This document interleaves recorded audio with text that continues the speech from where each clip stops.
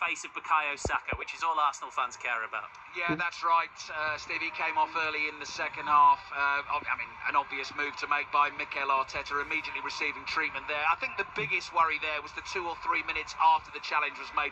It was very close to the Arsenal fans, so their reaction told us everything. And actually, Saka, who's a tough player, his reaction as well made you realise he had been hurt. But once he was back up on his feet, took him a little while to get going late in the first half. I think that's the biggest news out of this game, that he took the knock, survived it, and looks okay. So whether he gets any football on Wednesday night, we'll have to wait and see. I'm struck again as well, Steve, just from the Ipswich point of view, at the reception the players received here. Yeah. I mean, not in that game at all today, definitely going to get relegated, beaten 4-0, and still absolutely roared from the field.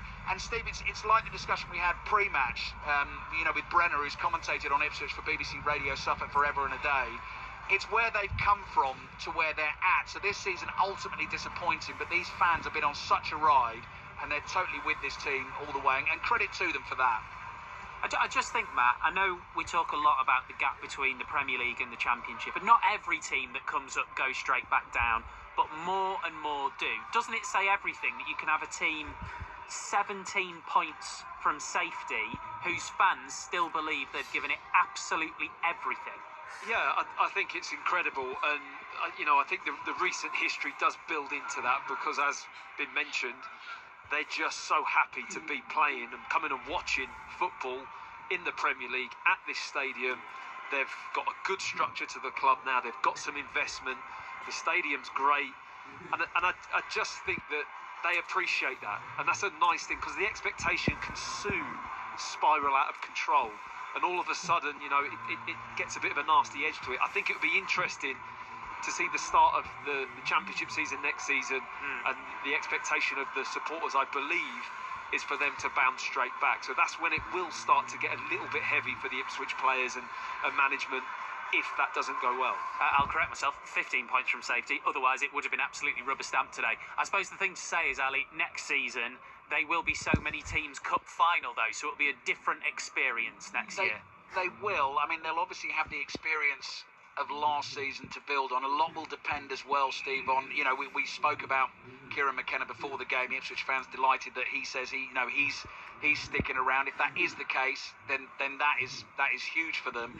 And then it's, in terms of the players they've signed for this season, but with one eye on potentially getting relegated again, how many of those they keep, how many go. But the squad at the moment, even if you lost Liam Delap and potentially say an Amari Hutchinson, I still think that squad looks pretty good for Championship football. So we'll have to see. But yes, you're right, you're both right.